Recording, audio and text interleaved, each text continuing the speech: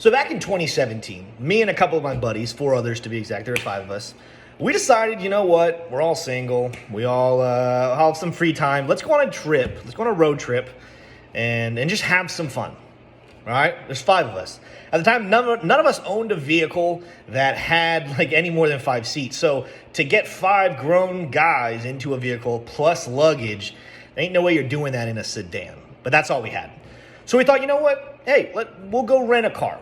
Tim's 23. I was the oldest of the group. We said, all right, you got to pay a little extra because you're 23. We knew that. But let's go rent a car, and then we'll just have a road trip. We'll split the bill. I said, all right, let's do it. Let's go. So we get there. We pick out our vehicle. We're talking with the lady at the desk. Get exactly what we need. Can't even honestly remember what the vehicle was, but it was an SUV of types. It was going to have all the luggage space we needed.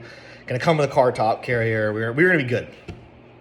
Go to check out. She said, all right, can you give me your credit card? I said, I don't have a credit card, but we'll just do debit. I was 23 years old, and no one had ever told me up to this point that you cannot rent a vehicle without a credit card. You might be asking, Tim, what's the point of this story? The point is, I didn't know how the money game worked. I grew up in a household. I wasn't poor, but I wasn't wealthy. I was taught, Tim, go work hard, pay for your home, go to school, get your degree, get a job that pays well. You'll be able to get a house. You'll be able to put food on the table for you, your family, and you'll live a good lifestyle. Maybe someday you'll be able to retire and live out your days. Good life. But I didn't really get taught how money was actually utilized. I was taught that debt was this evil thing. Tim, do not go get debt. Only spend money that you have. So I was almost like programmed that credit cards were evil. And yet, with no credit card, not only could I not rent a car, you know what else you can't do when you don't have a credit card? You can't get a credit score. When you don't have a credit score, you can't buy a house. So even the promise that I thought myself, like Tim's going to get his degree, he's going to go get a job, he's going to have a wife and family and provide for them, I wouldn't have even been able to buy a house because I didn't have a credit score. The point of this story is as I'm changing my life using crypto and investing to actually make a difference, I'm learning that more important than me being able to read the charts and more important than me being able to look at the fundamentals of projects and be able to say, this is a good one and this is a good one and here's a good time to buy and maybe here's a good time to sell. What's even more important is that I actually learn how to handle money. Some people are born into wealth. Some people are born into the middle class and some people are born into poverty. You can't choose where you were born. You can't choose your family members. But you can choose what you do with your situation. And spoiler alert, if you're born into a wealthy family, you got a head start. Not only because you probably are going to be getting some form of money from your parents, but you also got to grow up watching someone who had a lot of money and understood that money is a game, that your money can either work for you or against you.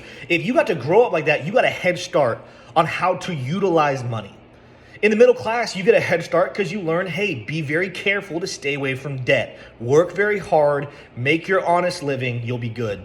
But if you grew up in poverty, you're pretty much taught money is a slim thing. If you ever get a hold of any of it, you never know when you'll get more of it, so you might as well have a good time.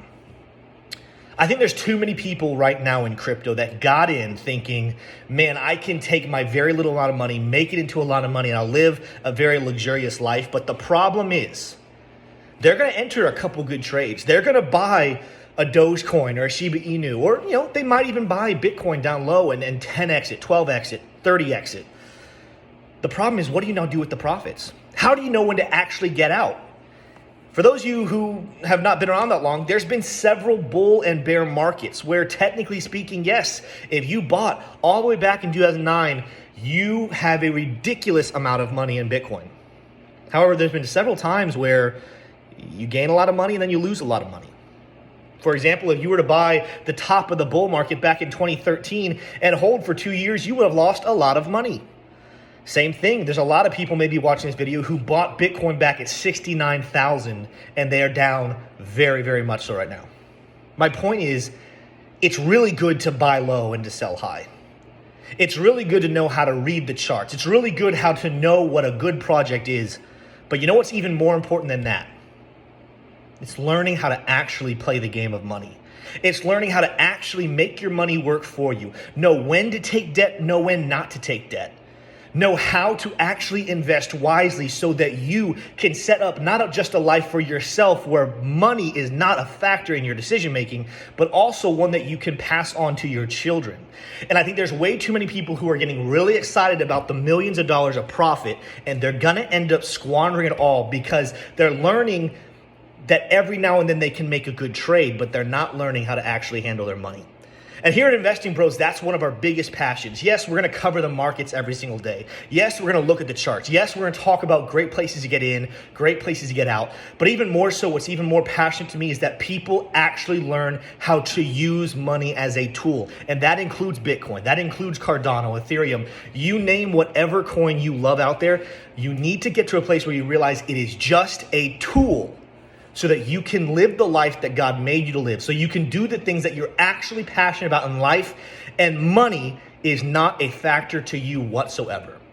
If that is something that you're on a journey learning right now, if you want to learn more about that, make sure you not only like this video, but subscribe to this channel, because this is what we're going to be going deep with. We're going to not just talk about when to invest.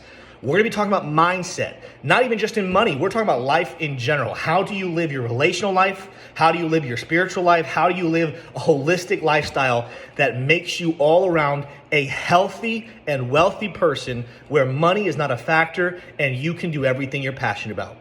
Love you guys. See you in the next video.